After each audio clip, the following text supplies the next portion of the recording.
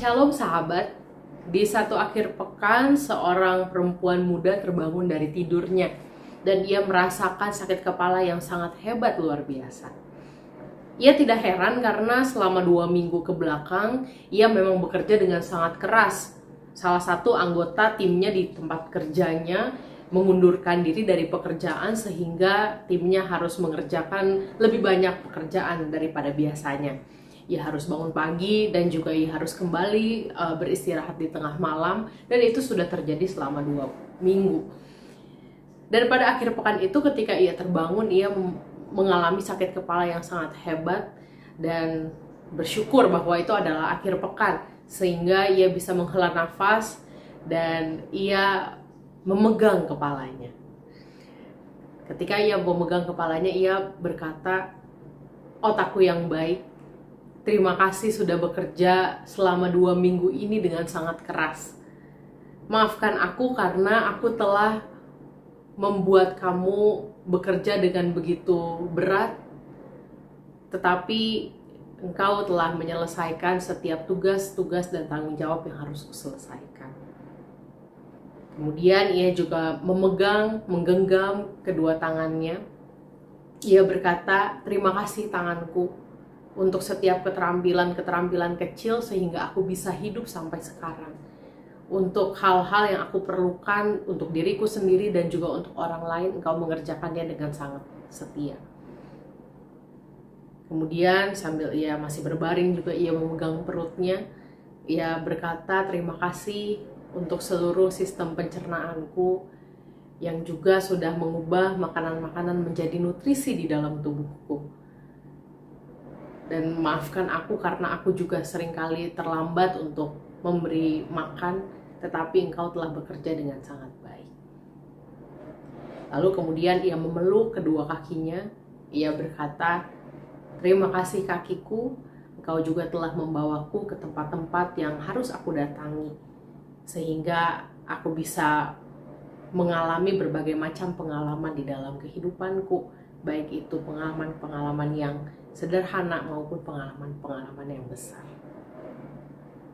Lalu setelah perempuan muda itu melakukan hal-hal tersebut, ia mencoba untuk bangun dari posisi tidurnya, dan dia terkejut karena ia merasa badannya begitu ringan.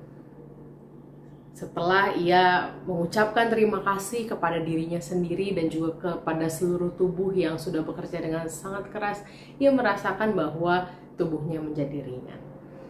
Sahabat yang terkasih dalam Tuhan Yesus Kristus, kisah tersebut menunjukkan kepada kita bahwa betapa pentingnya kita mengasihi diri sendiri dan terkhusus kita berterima kasih kepada diri kita yang sudah berjuang dengan sangat keras di dalam hidup keseharian, di dalam pekerjaan-pekerjaan kita, di dalam kehidupan keseharian bersama dengan keluarga, atau barangkali ada ibu rumah tangga juga yang dari pagi sampai malam harus memperhatikan setiap hal yang ada di dalam rumah.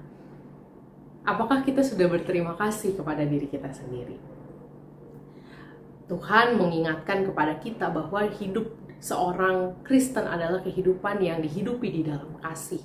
Tentu saja kasih itu bukanlah sesuatu yang hanya satu arah gitu ya, atau hanya di dalam satu aspek di dalam kehidupan, tetapi kasih itu adalah satu bentuk sikap kehidupan yang holistik.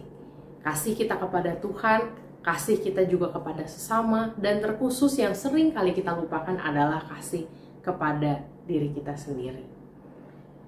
Galatia 5 ayat yang ke-22 mengingatkan kita bahwa salah satu buah roh itu adalah kasih.